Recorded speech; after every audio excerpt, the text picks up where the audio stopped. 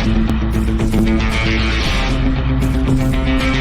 we have the Ayatollah of fantasy rock and roller with us today, Adam Rank. How you doing, Rank?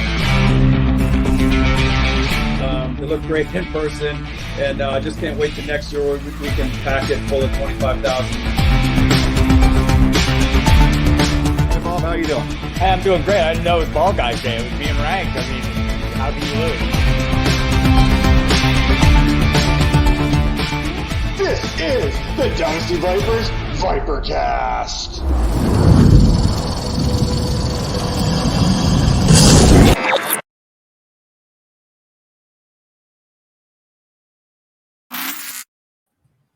Hello and welcome to a special Behind the Grind presented by the Fantasy Points Media Group. As always, I am joined by Major Caldwell here, and on today's show, our guest, he is the czar of the playbook, the owner of the football game plan. He's a speaker, he's an author, he's a color analyst over at CBS Sports HQ, and more importantly, a friend on Facebook. He's the one and only Emory Hunt. How you doing, E?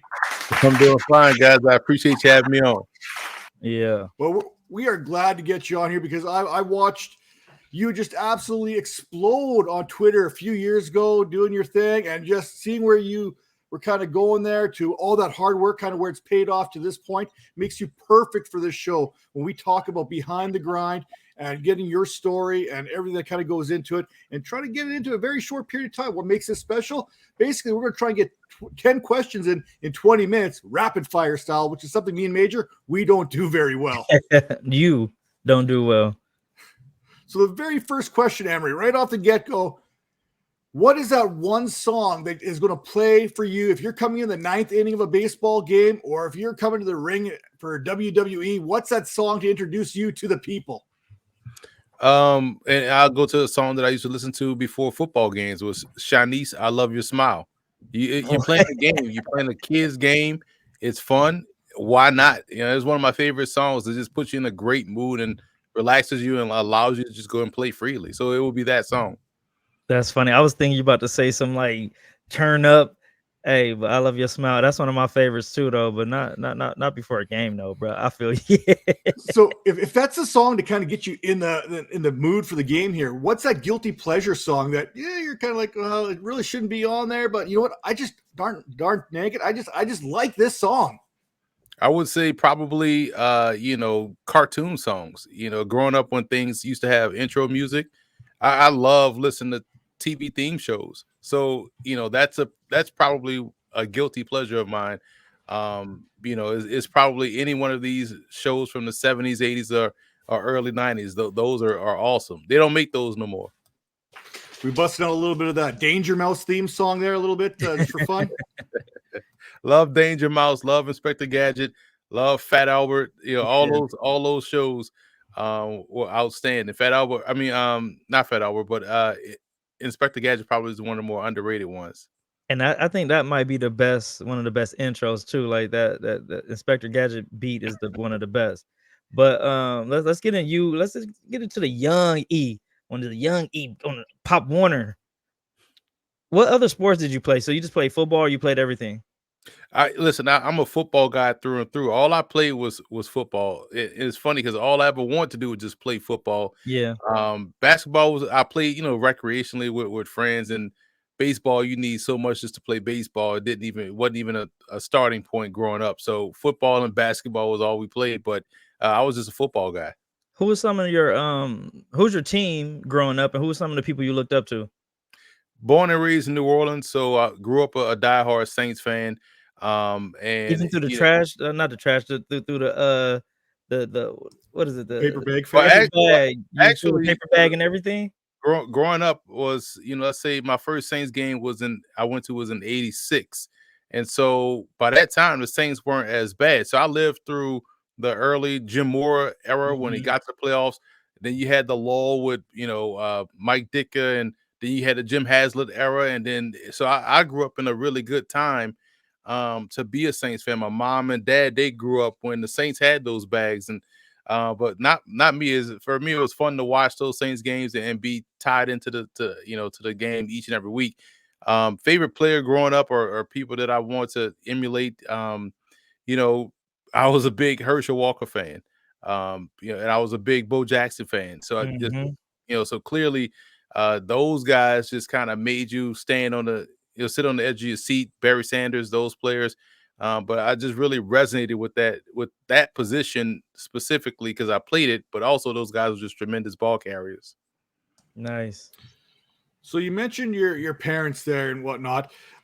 Going through high school into college, I mean, we aren't who we are without someone pushing us all the time, whether that's a coach, whether that's our parents. Who was that person for you to kind of push you through college, through the Raging Cajun kind of years there? Who got you there, or who I helped? would I would probably say all my high school coaches were integral. I would say Sam Hill, the head coach, Mike Lee, the defensive coordinator, sort of assistant head coach, and I really have to give a shout out to also Juan Hall, who made University of Louisiana a reality for me because he played there too, and he was my running backs coach my senior year, and those three guys just kind of played a huge role in the person I am today. Then I get to college. It's Carrie Bailey, is Tyke Tolbert, is Jerry Baldwin was a head coach.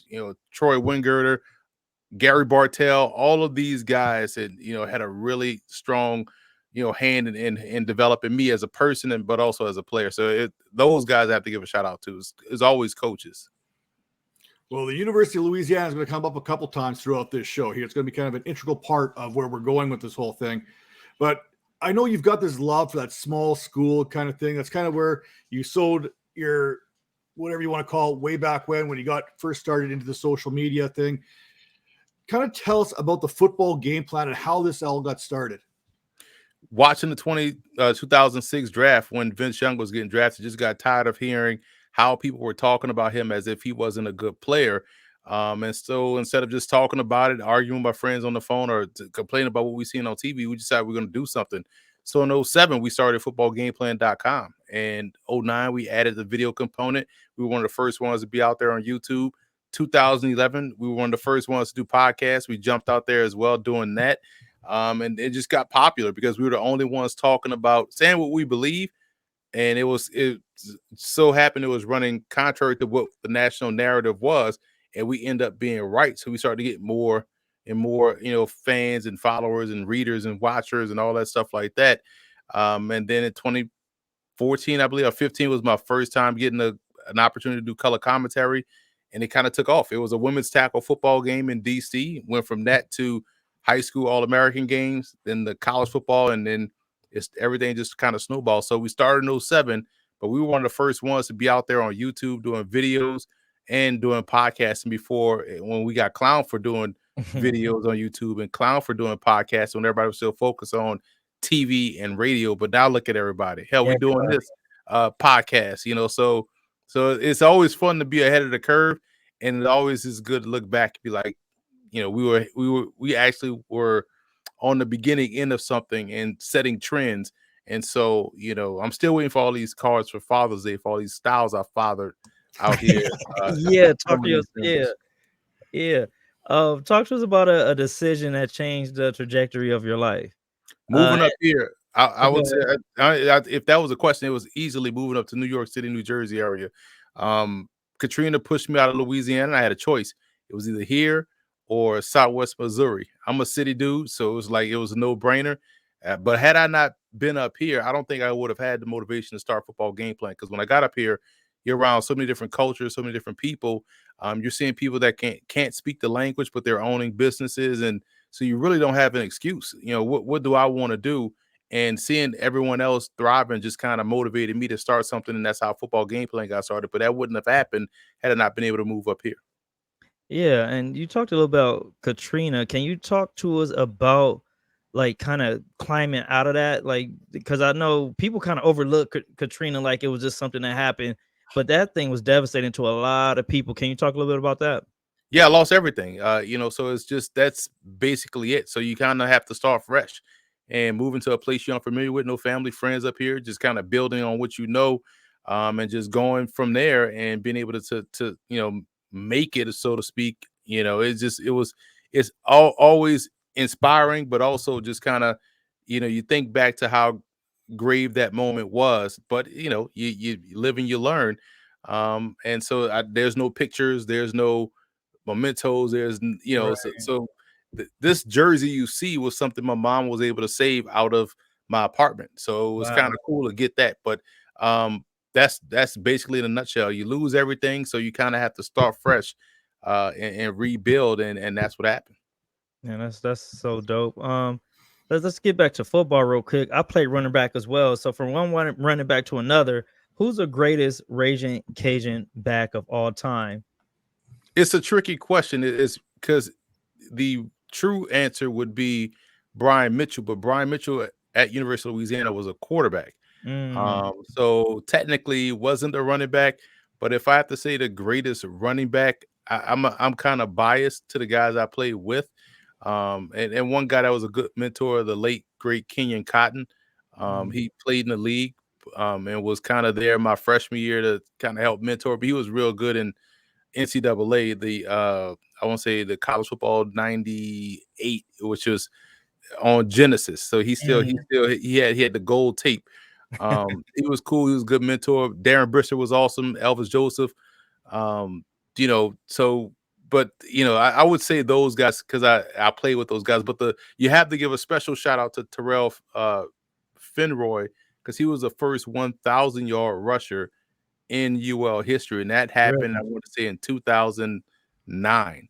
Because again, Brian Mitchell had 1,000 yards, but he wasn't a running back; he was the quarterback in that offense. But Terrell Finroy, the first 1,000-yard rusher, school been around since 1900, and 2009, I believe, was our first 1,000-yard rusher. Well, the Raging Cajuns, they've had a couple good running backs since your time there, just joining the NFL in recent years, right? We've got Elijah Mitchell. We got Trey Regis there, that good 1-2 combination. We've seen what Mitchell did. I mean, you're probably one of the first people on the forefront preaching about Elijah Mitchell, knowing about what he could do before maybe most draft pundits kind of got out there, because when he broke into the league, people were still down on him, even though what he did at college was pretty darn good. Well, that happens a lot, man. I'm always surprised at folks that cover the draft that don't really know the draft or don't really know players. And what you do in college is what you 9 times out of 10 can do in the pros. And he had a really good week at the Senior Bowl. Speed was evident, explosive, can return kicks, can catch the football. All of those things translate to what you see at the pro level. So it wasn't shocking to me. It's shocking to a lot of folks that I always like to needle guys because we are in a competitive business, but you got to really, if you know what you're doing, things like this shouldn't surprise you. So not being surprised by things, going through some adversity there, the Hurricane Katrina, obviously you've been battle tested throughout your life, whether it be high school, college, this and that, which kind of all prepared you for your journey into the sports media type thing. Can you talk about some of those early struggles, some of those early challenges that kind of made you the man you are today? It's about getting all of these no's. Guys go through it all the time. You're going to see it a lot. A lot of people going to tell you no before you get a yes. And so you just got to be ready to embrace the opportunity. And that's kind of what, spawned football game plan. No one was, I didn't know where to go to write for someone or get an opportunity at a major outlet or whatnot. So bump it. I'll start my own and do my own thing and build my own thing and be comfortable in doing my own thing to where you make people come to you. And that's exactly what happened. So it's all about just a rejection. And every rejection was for me an opportunity to build and grow and develop. And by the time I got the opportunity, people thought I had this extensive background of, you work at this station in Tallahassee, then you move to, middle of nowhere, Iowa, then you at this major. No, I got my 10,000 hours on YouTube. I got my 10,000 hours, doing games or writing content and producing content and really just tapping into, what I went to school for, broadcast communication. My minor was theater. And then you just kind of use what you know and just build from there. So it was like, okay, you don't want to let me in. I'll build this house over here. And now you have to come to me. And that's exactly the mindset that just kind of, that's why I'm always competitive because I know what it's like on the outside. Can I ask you where do you get that mentality from? A lot of people don't have that. Like, if you don't, most people like, you don't let me in. It's like, oh, I'm not good enough. But you're like, hey, I'm gonna make my own thing. Where's that come from? That's like your grandparents, your parents. Where's that come from? Just inner confidence. We all have it. And sometimes we could tap into it. Some people, don't tap into it until it's too late. But it's just about it's coming from the sports aspect. You play sports, you competitive. You want to prove you're better than somebody, even though this guy may be faster than you. Now we're gonna race anyway, because Exactly. I may beat you, or if I lose, I won't lose by much. And so you're just trying to be better than you were before, but you just got to have the inner motivation. And that's what a lot of people really struggle with. But it's something that we all have. You just got to figure out how to tap into it. And I tapped into mine very early. Well, the one thing I want to talk about here real quickly is one thing that the game plan does. It covers a wide variety of players from college football, big schools, small schools, different leagues, XFL. I've seen kind of come across it, the CFL. Now, I'm Canadian. I'm up here just south of Calgary, so I see all kinds of CFL. I love this game. I love the CFL game. I think it may be better than the NFL game as far as the rules and kind of things go. Don't get crazy, dude. Talent's not quite there. Don't get me wrong, but the rules and stuff. So can you just tell Major how good the CFL really is? It really is good. And I tell you why my approach is that way is because, playing with guys that were really good football players that didn't get an opportunity to go to the NFL ended up in the CFL. Kyrie Saber, great friend of mine, is going to be a CFL Hall of Famer. Great teammate. Everything about Kyrus was outstanding. He goes up there and killed it with the Ottawa at the time Rough Riders. Then he went up there and killed it with Montreal. Killed it with, I think he was with BC as well. So I knew about the CFL a lot, and so watching him go up there and thrive, and a lot of guys that I knew, went up there and played. Fred Stamps is going to be a CFL Hall of Famer with the Edmonton Elks. And so for me, it was just like, this dude can play. So obviously, if he's going up there, they have guys that can play. And, even in college, we played against guys that, I remember one time, I think it was my sophomore year, we lost all our games against, 1AA opponents. And the first one we lost was the first game we lost. We thought we didn't know who this dude was. Even though we watched film on him, we're just like, we didn't think he was gonna be that good. He was out there like killing us. And it was Josh McCown, so like running all over the place. And it was just, and he's throwing to Matt Dominguez, a big time wide receiver, another one that played in the CFL. So having that background, just like, these, that's why I'm always going to show love to other leagues. I know the world is bigger and the talent is better than just the SEC. And that was a driving point behind why we're called football game plan and not NFL game plan or NFL draft game plan or Power 5 game plan. Now we're football game plan. So yeah, so I was doing a little stalking on your Instagram, and I see you do a lot of work with the HBCUs. Can you talk about some of that? No, it's just an expansion of covering college football. If we cover college football, that whether you're talking about Alabama or Alabama A&M, it doesn't matter. Have a football, I will travel and cover it. So it's good to get the exposure for these coaches, because you have so many different outlets talking about Alabama and all these other schools, but why not learn something from these smaller schools? And you have a great time on campus. There's a lot of history there. And so I embrace all schools, but specifically to your question, I wish more people that cover HBCUs, they got some great outlets that do so, but I wish more took the time to focus on the program, the football part, instead of the band, and so, but hey, I'll be willing to fill that void and tell the football side of things and tell a football story. And that's why I just kind of, listen, you may see me at a HBCU, you may see me at a JUCO, you may see me at a D3 program. It's all about the program, it's all about the coaches, all about the student athletes, and just trying to give those guys, their, moment to expose their program and talk more about their program. Man, that's much needed. What's one thing that football has taught you about yourself? I know you talked about that inner confidence, but what's something else that you kind of took away from the sport that you're kind of implementing into how you move today? Short memory and sudden change. And Katrina exemplified that. A lot of people focus on the loss, which was terrible, but in anything in life, that it happened already. It's history. So you got to move on. It sucks, but you got to move on. Next play, right? Just you got off the field, ball just got turned over. You got to get right back on the field. So football, you have to have a short memory. Life, you have to have short memory. You can, remember, but you can't forget. I mean, you can't just dwell on it. You got to really, how can I make this better, or how can I move forward, knowing this information or what just happened? So that's the biggest key. Outside of the having confidence in yourself, just being able to quickly move on and not, and also just have a positive outlook. You think in terms of, how can I, instead of, man, this just happened.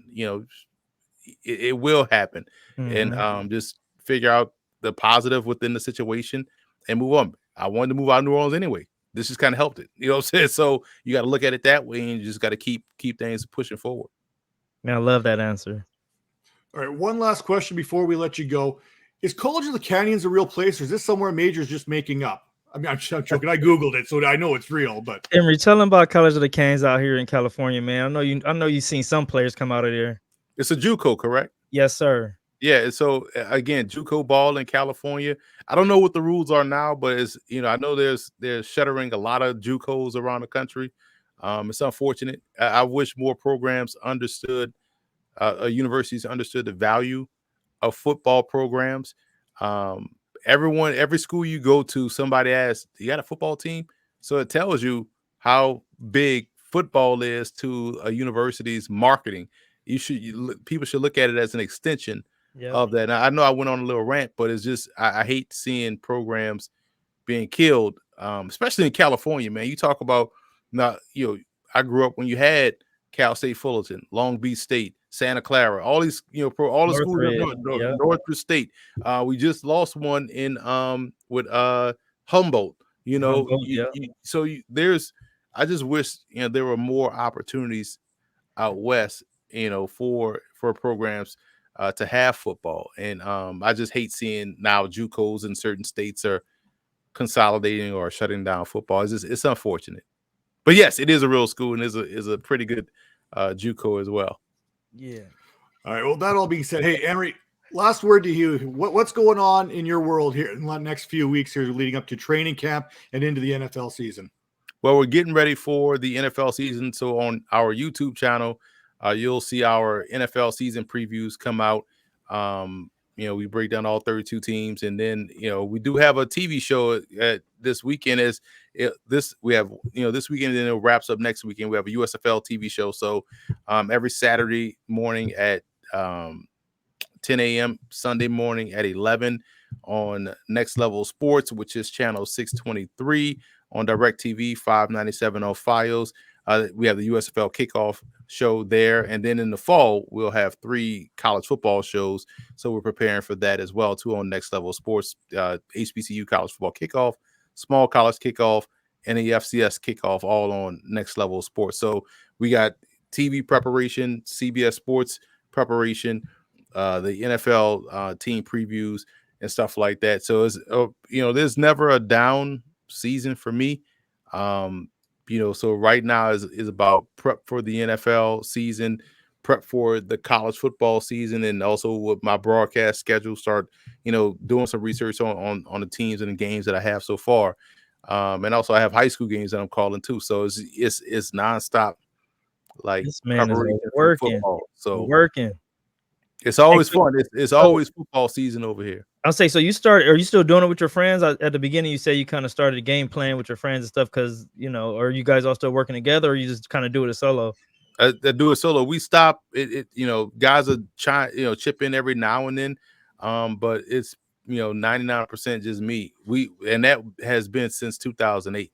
Man. So it's been a process, but it's one that if you don't love it, you wouldn't be in it. And so I guess if I could give advice to people out there, that's because you see it a lot. People start stuff, and then after like 3 weeks, they ask, like, why am I not on ESPN or CBS Sports? In 3 weeks, huh? Yeah, exactly. It's not gonna work like that, man. Like, you got to be doing it because you feel like you can make a difference, and you feel like this is something that you're supposed to do, and you'll do it if one person watched that video or 3 people watch that stream. And that's how you gotta roll like that, man. It's so Yeah, this is never not football season on this side. And I enjoy it because I truly love the game. Well, we love you coming on the show here with us today. If you're watching this, make sure to head over, use your Saturdays there, head over to the YouTube there, check out Football Game Plan, both on DirecTV there and everything. And with that being said, hey, fantasypoints.com, they power this show each and every week. Head over there, enter promo code Vipers22, get 10% off that subscription today. And with that being said, Emory, thank you for coming on the show, and we'll see you all next week. Take care. Peace.